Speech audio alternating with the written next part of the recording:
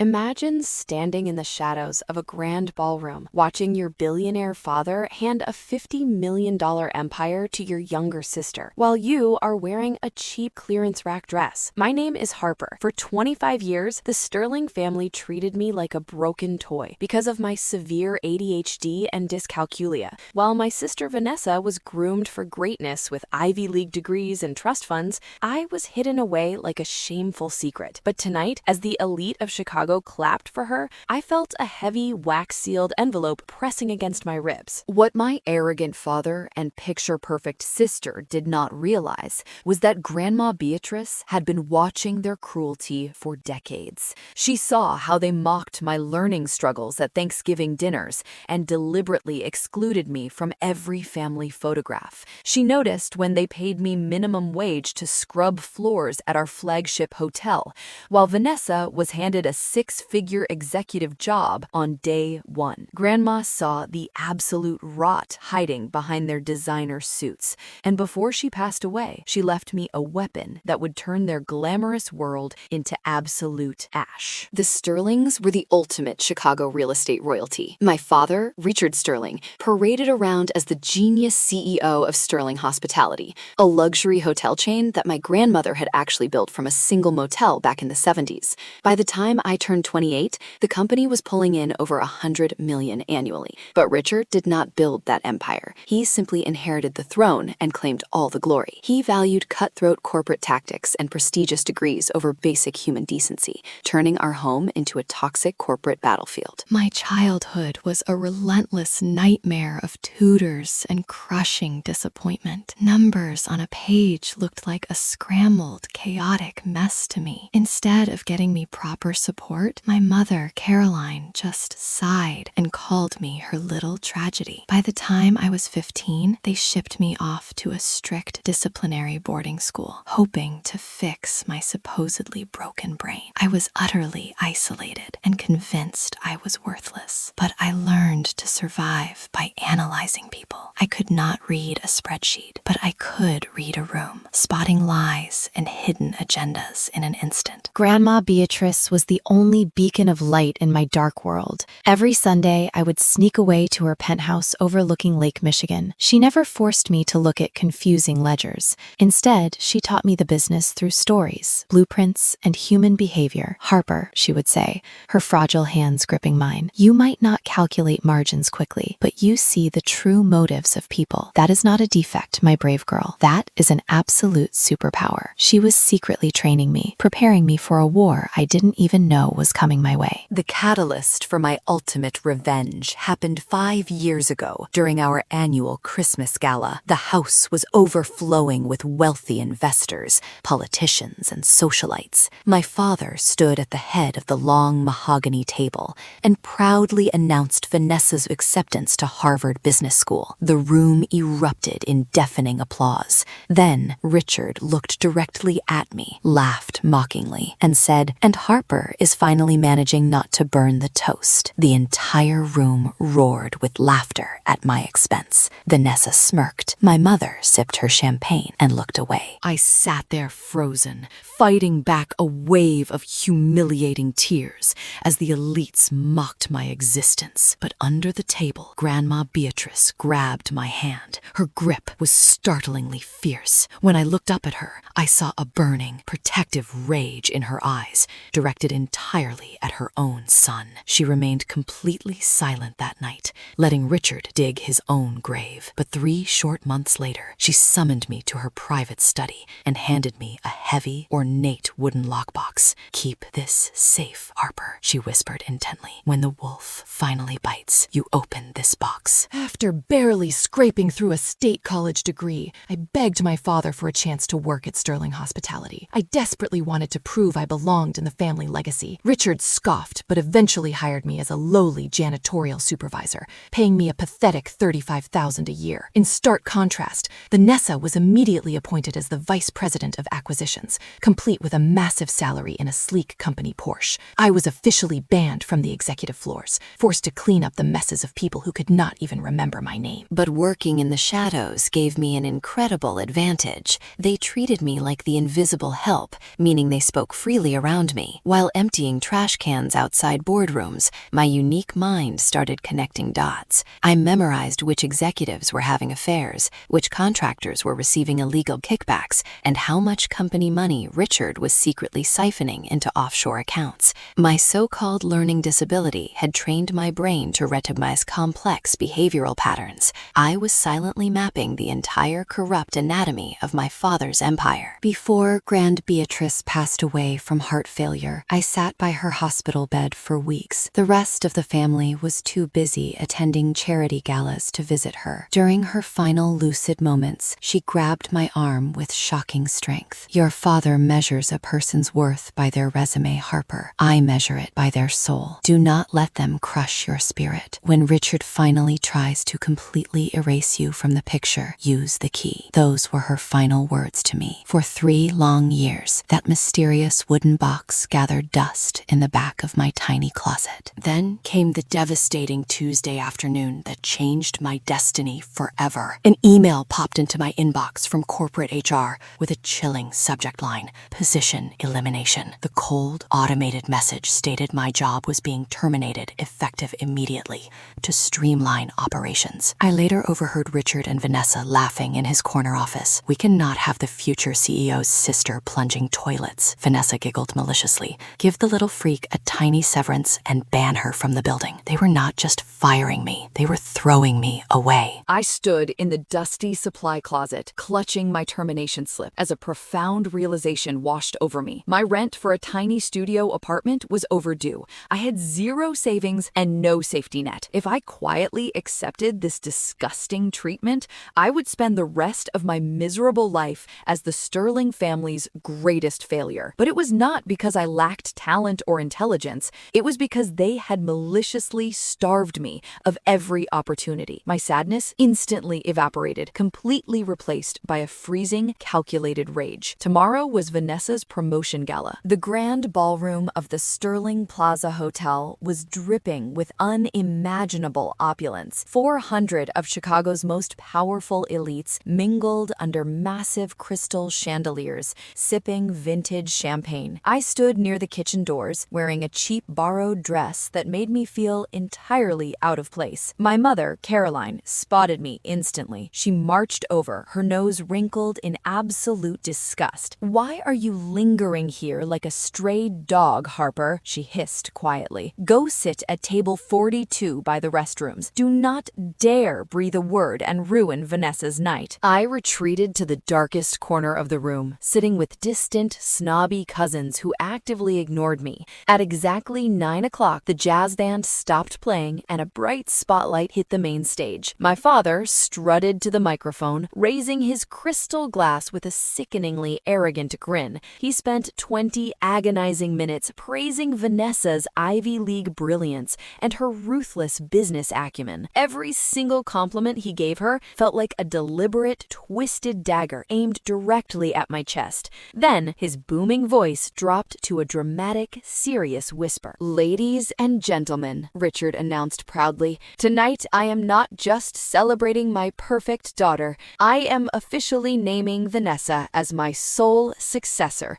Effective tomorrow, she will inherit my entire stake in Sterling Hospitality and our vast family estate." The ballroom absolutely erupted in a thunderous standing ovation. Vanessa wept fake tears of joy, waving like a newly crowned queen. 300 people cheered wildly, completely oblivious to the fact that my father had just publicly and legally disinherited me. I was officially a ghost in my own living family. As the deafening applause finally died down, a tall, striking man in a sharp charcoal suit began walking directly toward my hidden table in the back. He ignored the flowing champagne and the wealthy socialites trying to catch his eye. He stopped right in front of me, exuding an intimidating, calm authority. "Harper Sterling?" he asked in a low, gravelly voice. "I am Marcus Thorne. I was your late grandmother's private legal counsel." My heart violently slammed against my ribs. Grandma Beatrice had been dead for 3 years. Why was her secret attorney looking for me tonight? Marcus did not offer a comforting smile. He reached inside his tailored jacket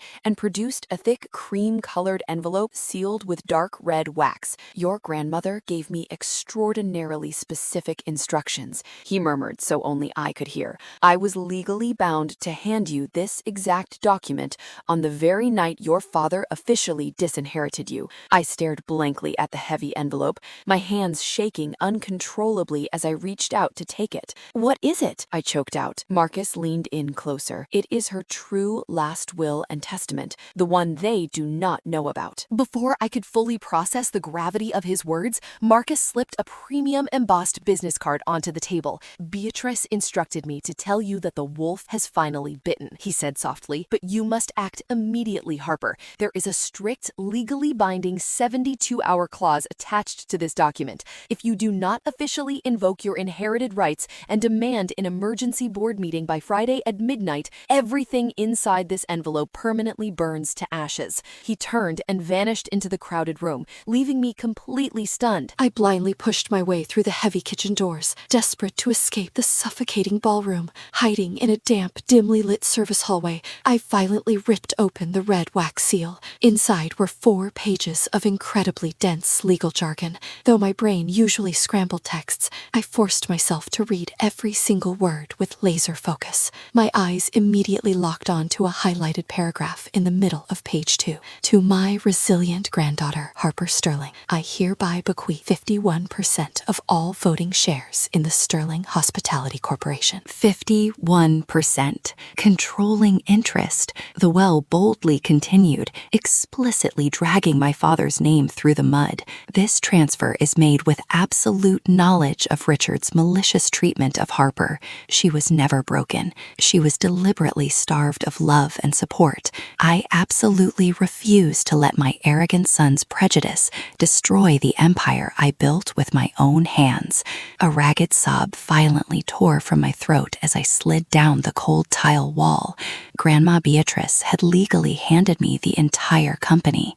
I possessed the undeniable power to fire my own father. I sat on the grimy floor of the service hallway, the multi-million-dollar document clutched tightly to my chest. Through the heavy doors, I could hear the muffled, joyous cheers as my father and sister celebrated their stolen victory. If I used this weapon, I would absolutely obliterate my entire family and spark a vicious, highly publicized corporate war. But if I stayed silent, I would be entirely complicit in my own pathetic destruction. I slowly wiped the tears from my face, a dark, vengeful smile creeping onto my lips. It was finally time to open that wooden lockbox. I rushed back to my cramped apartment on the outskirts of the city, my heart hammering against my ribs. The moon cast long, eerie shadows across the floor as I pulled Grandma Beatrice's heavy wooden lockbox from the top shelf of my closet. I finally had the key. The rusty brass hinges creaked loudly as I lifted the lid. Inside the velvet-lined box lay a handwritten letter, a yellowed legal document dated back to 1975, and a sleek silver USB drive. My hands trembled as I carefully unfolded the delicate stationery, instantly recognizing her elegant handwriting. "My dearest Harper," the letter began, "if you are reading this, then Marcus Thorne has done his job, and your father has done exactly what I always feared he would. I am so sorry. I could not protect you while I was alive,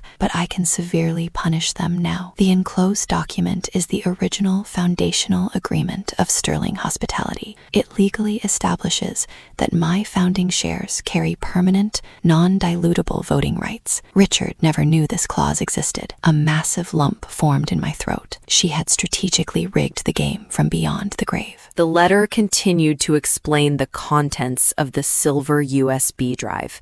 In 2019, Richard shockingly proposed a secret board resolution to strip me of my voting power, claiming I was becoming senile.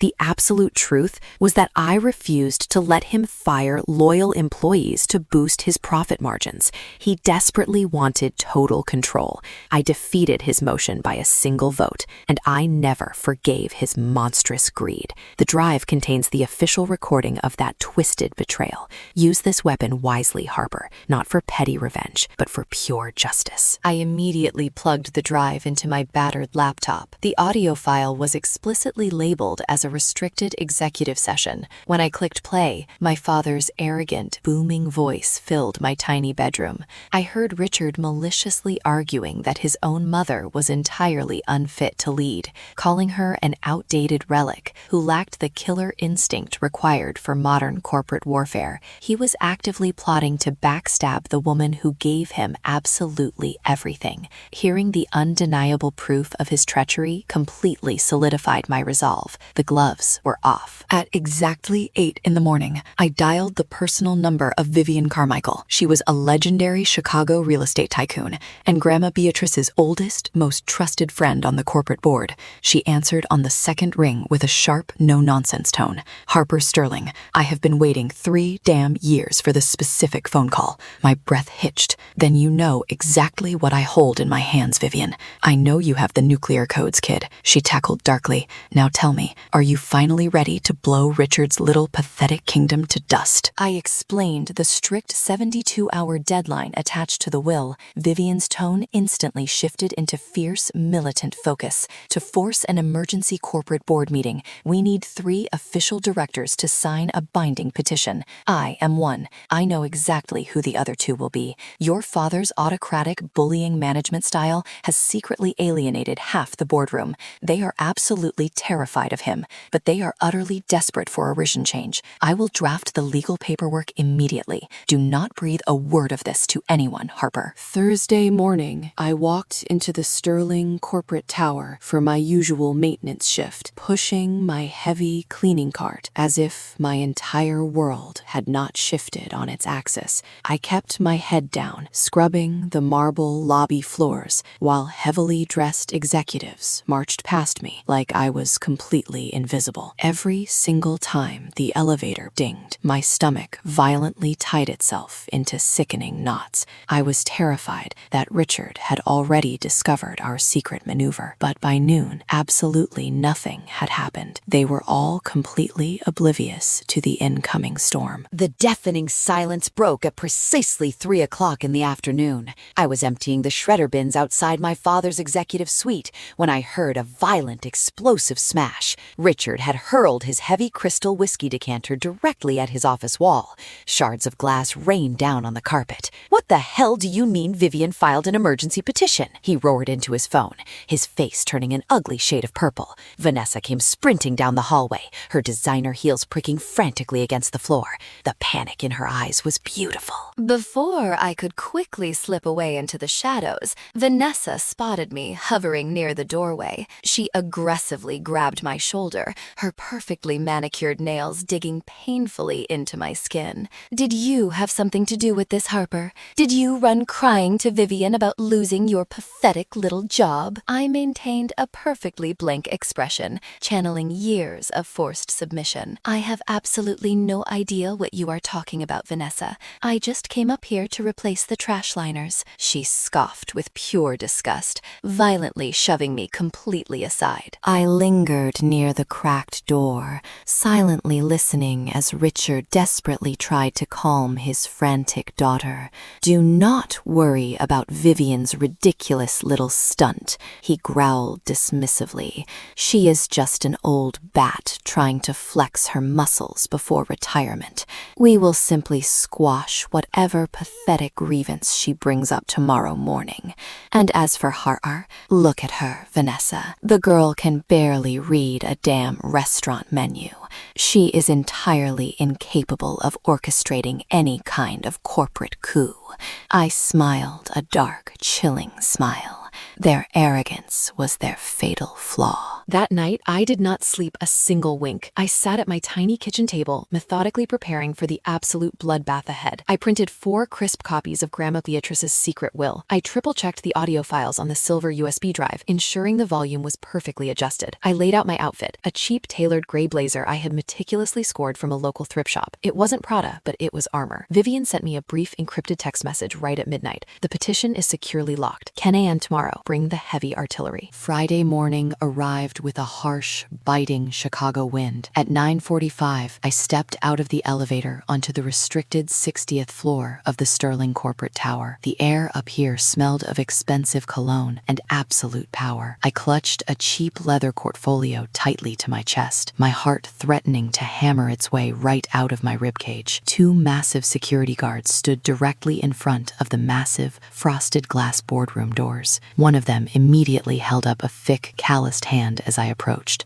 eyeing my thrift store blazer with disdain. "Name and authorization code," the guard grunted, blocking the door. "Harper Sterling," I replied smoothly, trying to mask my severe internal panic. "I have urgent business with the executive board." The guard frowned, slowly swiping through his digital tablet. "You are definitely not on the clearance list, ma'am." Suddenly, the heavy glass doors swung violently open. Vanessa stood there, dressed in a sharp crimson power suit, her eyes flashing with pure venom. "Harper, what on earth are you doing up here? Did you get lost looking for the janitorial supply closet again?" I squared my shoulders, staring directly into Vanessa's condescending eyes. "I have critical, confidential information to present directly to the board of directors." Vanessa threw her head back and let out a sharp, mocking laugh that echoed down the quiet hallway. "Information? Are you completely insane, Harper? You do not even understand how basic compound interest works. Security, physically escort this delusional woman back down to the lobby before she completely embarrasses the family name." The large guard immediately stepped forward, reaching heavily for my right arm. "Is there a serious problem out here?" My father's booming voice suddenly echoed as he turned the corner,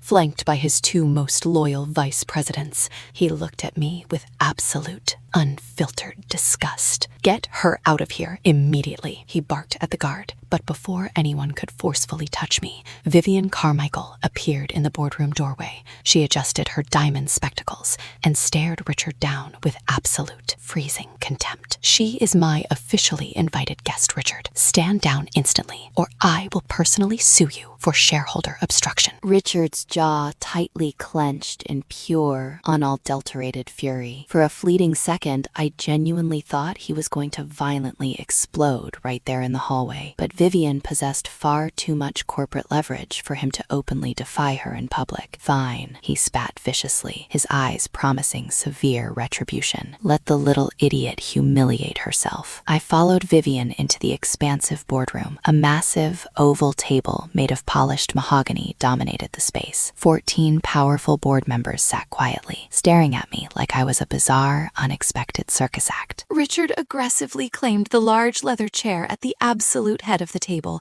immediately positioning Vanessa right beside him as his undisputed golden heir. I was directed to a small, rickety wooden chair at the far end of the room, implicitly positioned like a naughty child sent to the corner. In the back shadows, Marcus Thorne, Grandma's secret lawyer, sat quietly with a sleek black briefcase resting on his lap. He caught my anxious gaze and gave a single, incredibly subtle nod. The intense boardroom silence was completely deafening, thick with heavy anticipation. The board chairman, a silver-haired titan named William Bradley, loudly rapped his heavy wooden gavel to call the emergency session to order. This highly unusual meeting was officially demanded by Vivian Carmichael and two anonymous co-signers. "Vivian, the floor is entirely yours. Please quickly explain this unprecedented disruption." Vivian slowly stood up, smoothing the wrinkles from her expensive blazer. "Thank you, William.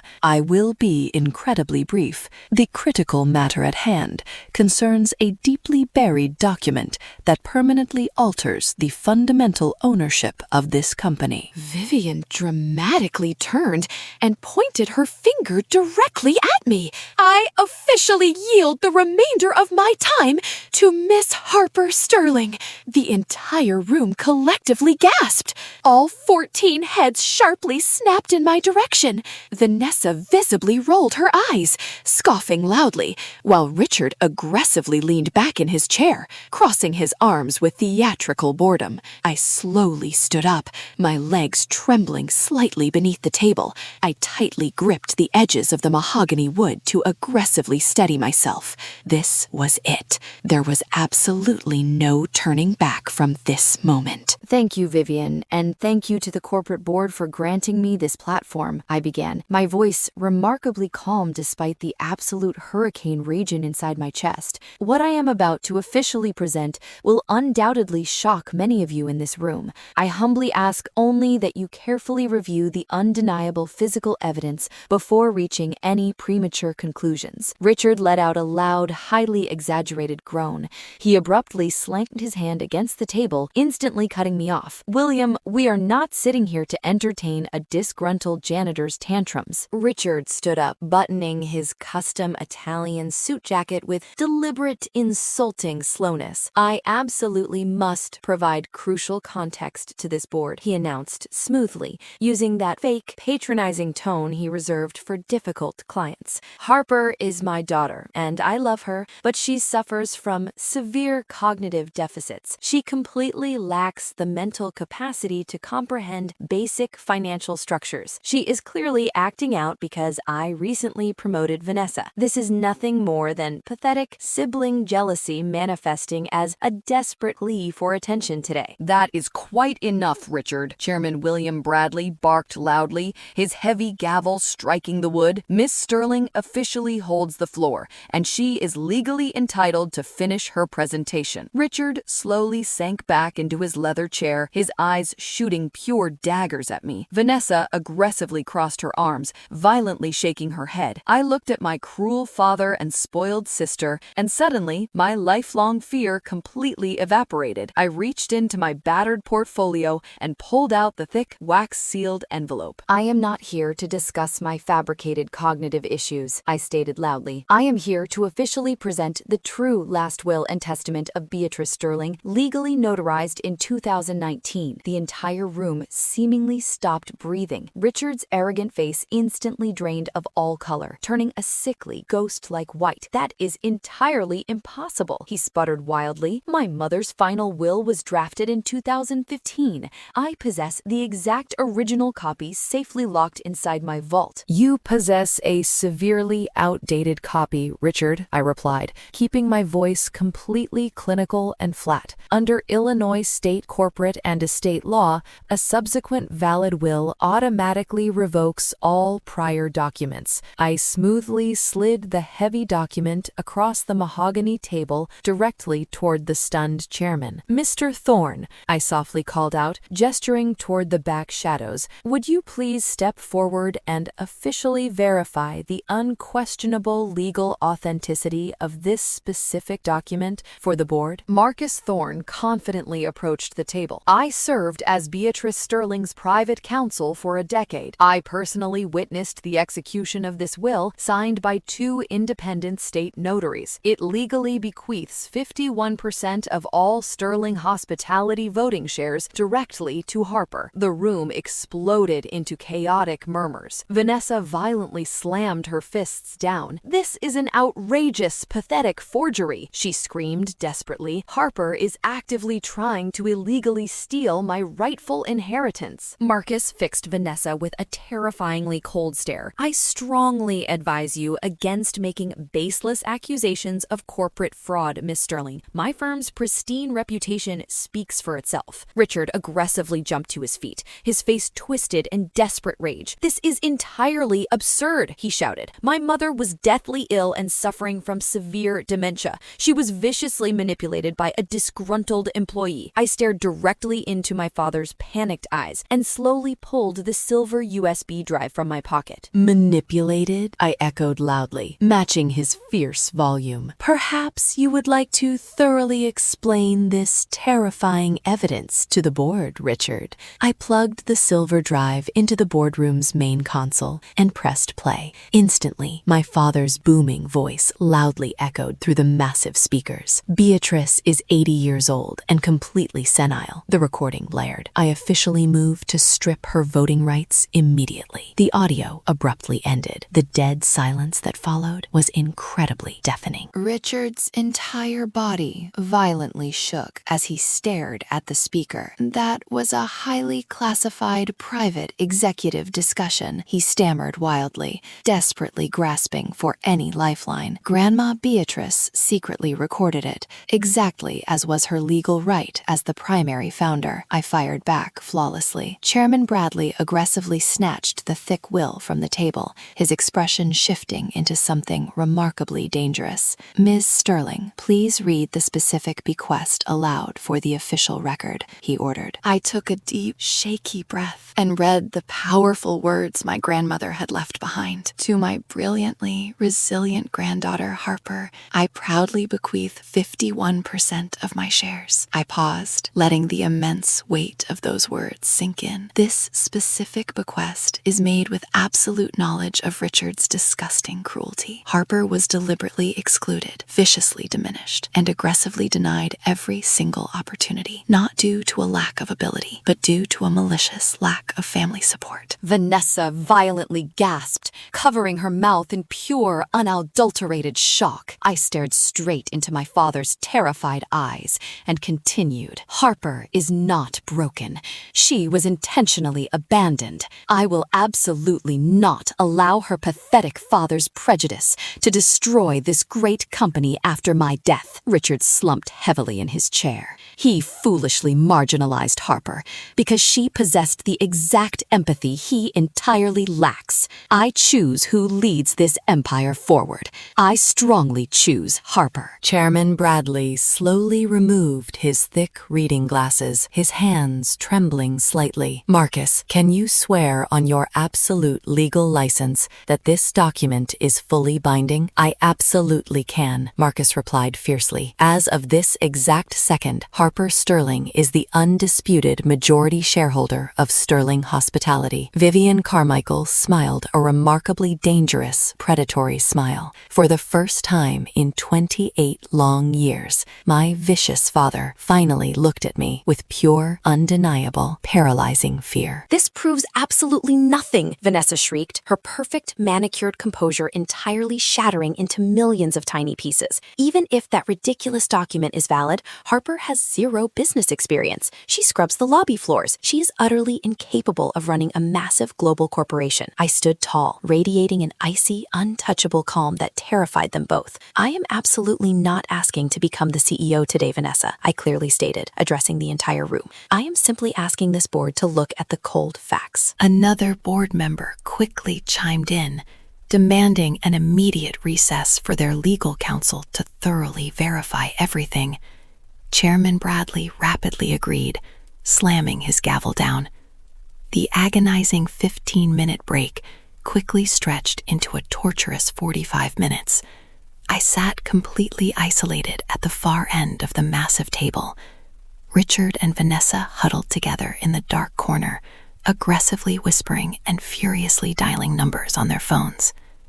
The massive corporate empire was violently hanging by a very thin, incredibly fragile thread. Finally, the highly stressed corporate lawyers marched back into the tense room and nervously whispered directly into Bradley's ear. His stern expression rapidly flickered from absolute shock to heavy, undeniable resignation. He heavily cleared his throat. "Our legal team has thoroughly confirmed the unquestionable authenticity of the documents." A massive collective gasp violently ripped through the boardroom. "Effective immediately, Harper Sterling officially commands 51% of all voting power within this corporation." Chairman Bradley locked his intense gaze directly onto me. "As the undisputed majority shareholder, Ms. Sterling now holds the extraordinary right to formally propose immediate executive motions." He nervously adjusted his expensive silk tie. "Do you have any binding motions you desperately wish to bring forward today?" I slowly stood up, my pulse roaring loudly in my ears. I stared at the 14 executives who had previously treated me like complete garbage. The absolute power to instantly destroy my cruel father was finally in my trembling hands. "I have one critical motion," I declared firmly. Richard aggressively jumped up, completely losing his mind, but Bradley furiously ordered him to sit down immediately. "I am actually not proposing to instantly fire Richard today." Vanessa's head practically snapped off her fragile neck in pure shock. "Instead, I am formally proposing proposing an immediate, binding vote of absolute corporate confidence. This esteemed board will democratically decide if Richard Sterling truly retains your support to continue serving as the active chief executive officer. If the powerful majority bravely votes no confidence, he must resign instantly, I continued flawlessly. If he genuinely holds your loyal support, I will absolutely not interfere with his leadership. This is a ridiculous revenge fantasy, Vanessa screamed hysterically. No, Vanessa, I replied with an icy, terrifying calmness. This is standard corporate governance, the exact same transparent process Grandma Beatrice flawlessly established 40 years ago. If your beloved father is truly respected, he has absolutely nothing to fear today. Chairman Bradley studied my determined face, a tiny flicker of profound respect flashing across his aged eyes. "Is there a formal second for this motion?" he loudly asked. "I proudly second it," Vivian shot back without a single moment of hesitation. "Then we shall vote immediately. All those passionately expressing deep confidence in Richard, raise your hands." Only 4 timid hands slowly crept into the air. They were his absolute closest cronies.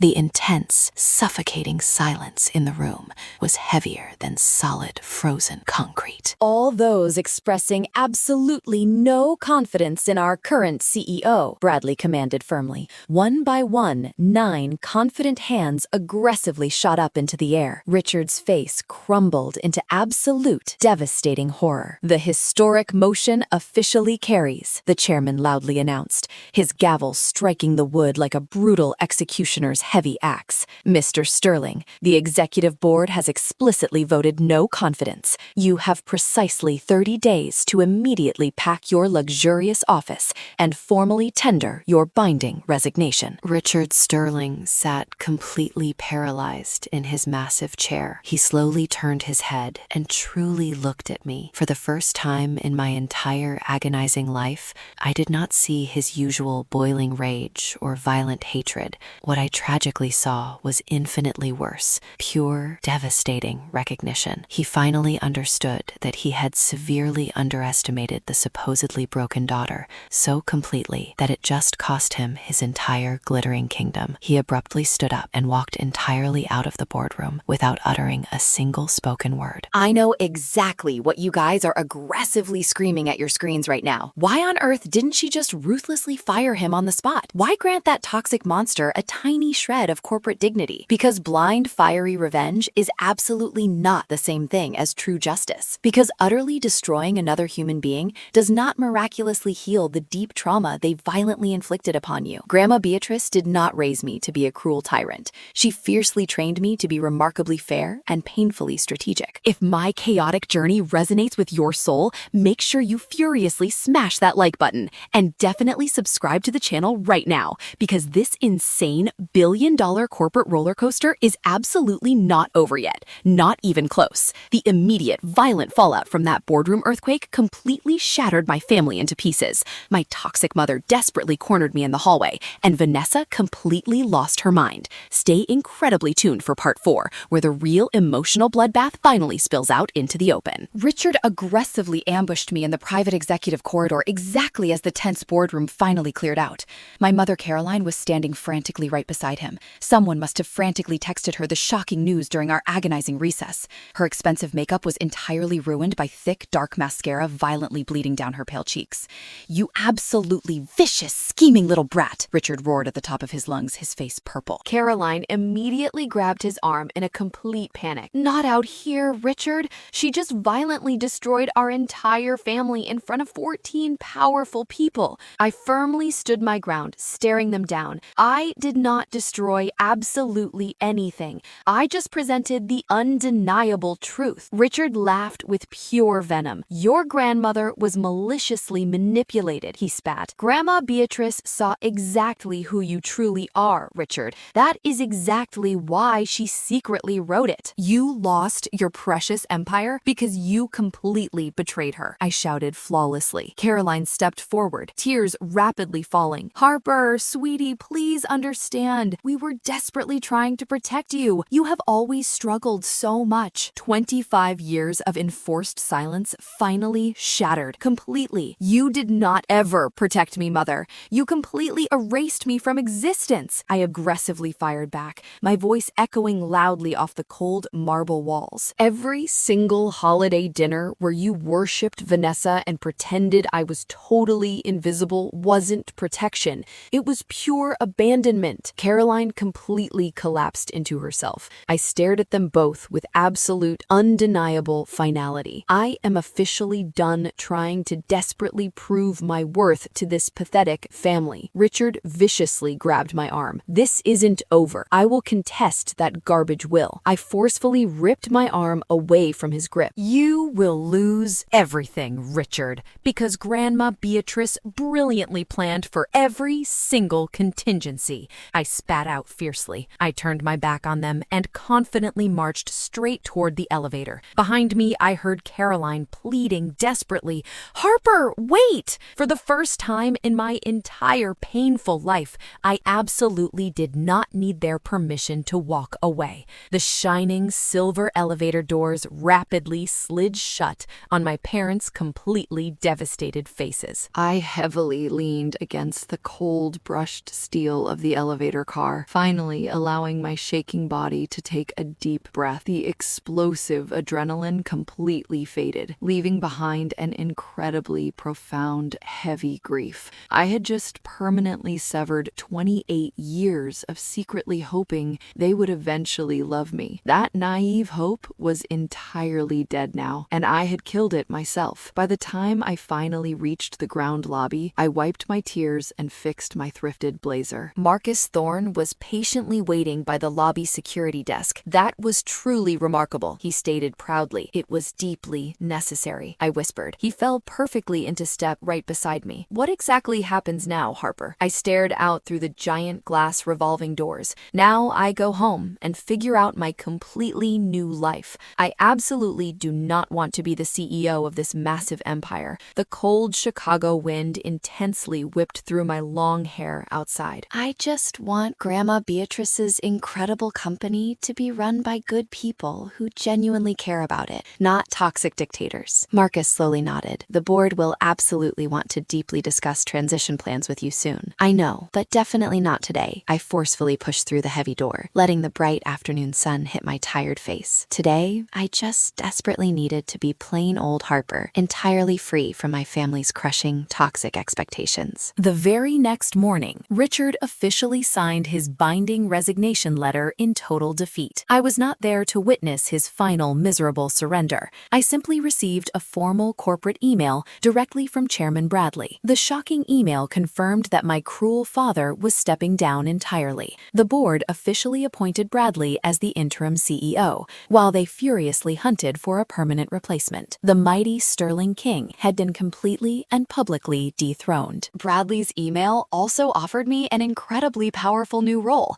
official strategic advisor directly to the executive board. This incredible position would completely allow me to heavily influence massive corporate decisions while figuring out my exact long-term relationship with the massive hospitality empire. I enthusiastically read the email 3 entire times.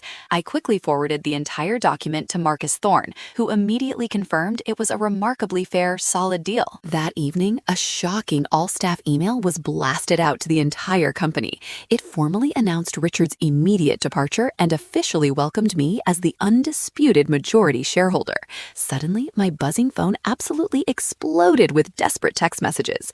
Two-faced executives who had happily ignored my existence for years were suddenly begging me to grab expensive coffees. I gleefully ignored every single pathetic attempt from those corporate hypocrites. However, one special message deeply touched my heart. It came from an older administrative assistant who had worked closely with my grandmother for decades. Harper, Beatrice always said you truly saw things that others totally missed, she wrote beautifully. I never truly understood what she meant until today. Welcome to the powerful boardroom. She would be so insanely proud of you. I saved that precious message instantly. Sometimes true validation beautifully comes from outside the family. One intense week later, our massive corporate scandal leaked wildly to the thirsty public. The Chicago Tribune heavily published a viral article about about the massive leadership shakeup caused by a highly secretive will. Even though my specific name was legally protected, the entire elite society knew exactly what went down. The shocking news that the golden heir was violently displaced by the forgotten janitor sent absolute shockwaves straight through the entire ruthless real estate industry. Sources heavily cited intense concerns regarding Richard's extremely toxic management style. He and Caroline humiliatingly canceled their lavish appearances at massive charity galas, falsely citing pathetic health reasons. Meanwhile, several massive billionaire investors surprisingly requested private, highly confidential meetings exclusively with me. Two of those incredibly powerful investors enthusiastically agreed to maintain their highly lucrative contracts with sterling hospitality. Vivian called to powerfully remind me that Grandma believed raw mercy was the ultimate absolute power move. 3 grueling weeks later, Caroline surprisingly phoned me, begging for a truly private conversation. We nervously met at a completely neutral downtown coffee shop. When I arrived, she looked completely shattered and visibly aged by the massive public scandal. The thick layers of expensive makeup could absolutely not hide the incredible exhaustion buried deep beneath her eyes. "What do you desperately want, Mother?" I asked her coldly. She intensely gripped her hot coffee mug with severely trembling hands. "I want to deeply apologize for absolutely everything," she cried. "Are you apologizing because you are genuinely sorry, or because you violently lost your precious status?" I directly challenged her. She violently flinched under my freezing gaze. "Honestly, Harper, it is absolutely both," she pathetically admitted, tears rapidly spilling down her face. Caroline tragically confessed that they were completely blinded by Vanessa's golden success. I desperately lied to myself, claiming we were protecting you from our incredibly toxic expectations. She wept heavily. I shook my head in absolute pure disgust. You happily let Richard call me completely worthless in front of major business partners. You absolutely never defended me, not even a single time. I furiously spat back, refusing to let her conveniently rewrite our dark history. 2 bizarre months later, Vanessa shockingly requested a private meeting near Navy Pier. We awkwardly sat on a wooden bench while the hot August sun intensely beat down upon us. The absolute flawless armor she had aggressively worn her entire life was completely cracked. She had dark circles deeply etched under her sad eyes, and her hair was totally unstyled. "I have been undergoing intense therapy 3 times a week since the brutal corporate board meeting," she whispered. Vanessa bitterly laughed. Turns out being the golden child is just a completely different kind of terrifying prison. She aggressively admitted that Richard constantly demanded pure perfection, and absolutely nothing was ever enough for him. She tragically confessed that ignoring my immense pain was entirely out of selfish fear. If I ever dared to openly defend you, I would instantly become his massive target too, she heartbreakingly admitted while wiping her eyes. 6 highly transformative months after completely dethroning Richard, I happily moved into a gorgeous luxury apartment. I easily afforded it with my incredibly massive new executive salary and lucrative corporate dividends. I proudly hung Grandma Beatrice's beautiful vintage portrait directly on my living room wall. Every single evening when the sunset incredibly hits the canvas, I can practically see her smiling warmly at my success. We completely won our massive war. My severe ADHD is not a flaw. It gives me incredible patience to deeply spot truth when everyone else forcefully looks away. If you incredibly resonate with my story of fiercely fighting back, please remember this critical lesson. You absolutely must stop hopelessly begging for validation from highly toxic people who eagerly wish for your total destruction. Furiously smash that subscribe button and incredibly drop your own epic revenge story in the wild comments below.